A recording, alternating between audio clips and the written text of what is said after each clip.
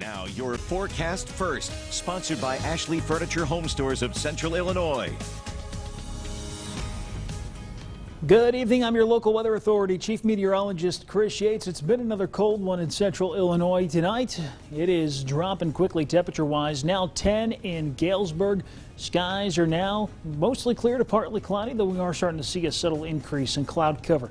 Temps have been cooling a bit faster than anticipated. Now down to 7 in Bloomington, 9 in Peru, 11 here in Peoria. As more clouds roll in, I suspect we might see our temperatures warming up a little bit. In fact, we could get a good jump once those clouds push in, maybe around 15 degrees, give or take a degree, around 11 p.m. tonight. It'll be another cold one overall, a cold start to tomorrow, but we will begin a nice slow warming trend. We'll have that full forecast coming up. WYZZ News at 9 starts now. Well, tonight at 9, police exploring a new tool for making arrests. We'll share how it works. Also, looking to get around downtown Peoria, there's a new option rolling into town. And protecting firefighters, a teenager's plan to save people from house fires. But first, a popular dining option in Peoria is expanding, taking over a controversial spot on the city's south side. This tops our 9 at 9 tonight. I'm Eugene Daniel. Tonight, Peoria City Council okayed the extension of Rumburgers. And Treasurer Roberts is back from tonight's council meeting. Treasurer City leaders were hesitant about giving this location a liquor license. Why so? Eugene, the property of Rumburgers owner Tremaine Branch now has a new liquor license, like you said, for his location on Adams Street. He plans to turn the vacant building into a family-friendly lounge. But getting this license was not easy. City leaders weren't fond of approving the license for the location, stating it has a bad track record. Neighboring business owners say they're worried about how a Rumburgers will affect the neighborhood. No matter what the results of tonight's vote, know that UFS will continue to fight for positive investment in the South Side and in the South Side community, which will create jobs and create a positive image for the entire South Side. Branch's license does require the location to get 25% of its sales from food. He also hopes to open a Rumburgers in Champaign. Eugene. All right, Treasurer, also at council tonight, city leaders decided how much of your tax dollars will pay for several city projects. Council voted to implement a levy at Junction City to help pay for road work. There was also a public hearing on another levy at Westlake Shopping Center, though no action was taken on that tonight. For a breakdown of those projects, you can head over to our website, ciproud.com. And next year, you could be able to ditch the car for another set of wheels. City leaders approving an agreement with Neutron Holdings to bring Lime scooters to Peoria. This 90-day pilot program will start in April of 2020 and won't cost the city. You can unlock a scooter with your phone, take a ride, and then leave it near your destination. The company will bring no more than 200 of those scooters to the city. And for more additional information on the agenda items presented at tonight's council meeting, open your phone app right now. Click on CI Proud to go. If you don't have that app, you can easily download it, or you can always go to our website, ciproud.com. Well, new tools are being tested for law enforcement to use across Central Illinois. And Zach Hatcher learned about the bowler wrap today and some of its uses. This is a bowler wrap, and it could soon be on the hip of officers across Central Illinois. It's about the size of your phone, and with the push of a button, it quickly shoots a strong tether rope that wraps around a suspect's body and takes them down. Vice President of Training for Wrap Technologies, Rick Gilbo, explains how the process works. It kind of precedes handcuffs. It's a way to safely restrain somebody from up to 25 feet away, and that gives the officers an opportunity to move in and restrain this person in handcuffs without risk of further injury or having to go hands-on and with a combative person. Gilbo says the tool was developed to deal with people who may hurt themselves or others. Well, that was the original motivation for the development of the product, was a way to deal with people in mental health crisis, because that is a very prevalent thing that law enforcement needs to deal with. Chief Tony Maxison at the Eureka College Police Department likes the idea.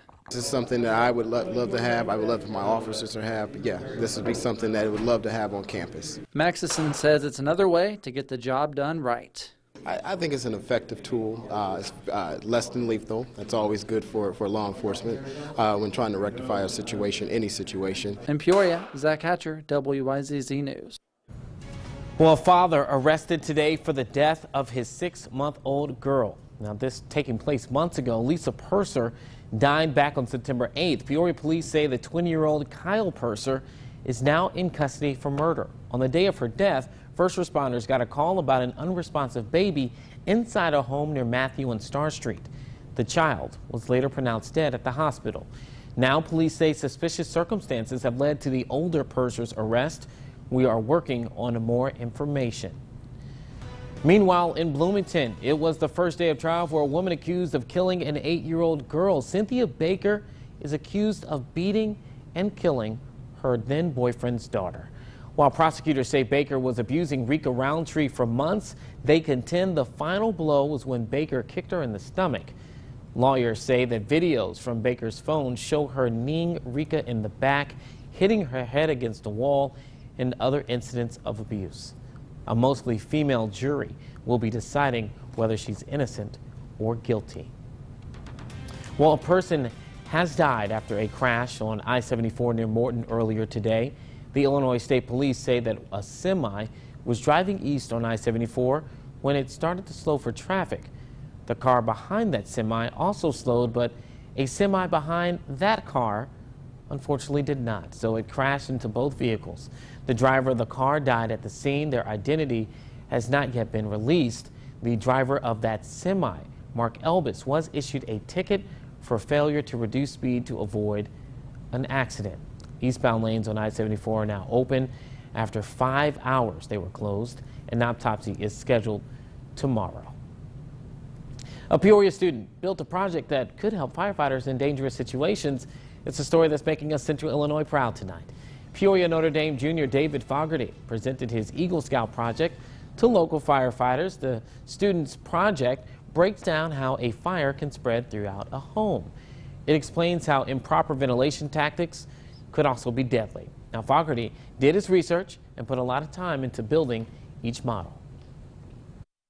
Going to give them a chance to visualize how the airways in a fire will affect it and the ways it will travel throughout a building, and you'll be able to see it in the smoke and the way the fire reacts.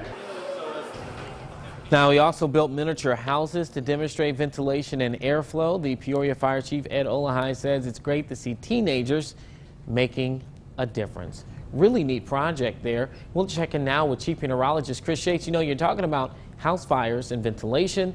Well, having your furnace on, I mean, a lot of times that's something that starts, and this is that time of year where people are putting it up because those temperatures have been dropping. And you got to be careful now because we're getting this cold a bit earlier than one would expect. So some people may not have had their stuff winterized yet. You know, you got chimneys, you've got concerns with your furnace getting checked out, winterized, making sure all your filters have been checked out. So yeah, great for him, and be sure to take care of that sooner than later if you haven't gotten around to it. I know we're dealing with some early season cold. In fact, it was record setting today. Temperatures were in the single digits this morning all across central Illinois. Galesburg down to 0, 5 in Peoria. High temperatures into the teens. And you know what? Because of that cold, we actually set new records today. Here's a look at some of the records Peoria set. Record low temp of 5 degrees, broke the previous record. That was 9, set back in 1986. And then the record cold high, that was a record we ended up tying today. That one's an old timer. That one goes all the way back to 1911. Thankfully, tonight's not expected to be as cold, though we are getting some single digits out there now. Clouds are expected to continue to increase going through tonight. That'll act as a nice blanket and will help level off our temperatures. In fact, temperatures are a good 5 to 6 degrees warmer across eastern Iowa. I suspect we'll get some of that warmer air moving in late tonight anyway. The good news is there is a nice warming trend on the horizon. It's going to be slower than what we would like it to be, but I'll break it all down for you all coming up in just a little bit. Eugene? All right, Chris, well, coming up, watching your surroundings while driving. Lawmakers discuss a bill that's helping to keep pedestrians safe. And the UI volleyball team is heading to the state finals this weekend. 2 years ago, they were at state. Last year, they fell shy of a return trip. Well, this year, they think they can win it all. Kurt Pegler has that story later in sports. You're watching WYZZ News at 9 with Eugene Daniel, Chief Meteorologist Chris Yates with your local Weather Authority forecast, and Kurt Pegler with sports. This is WYZZ News at 9.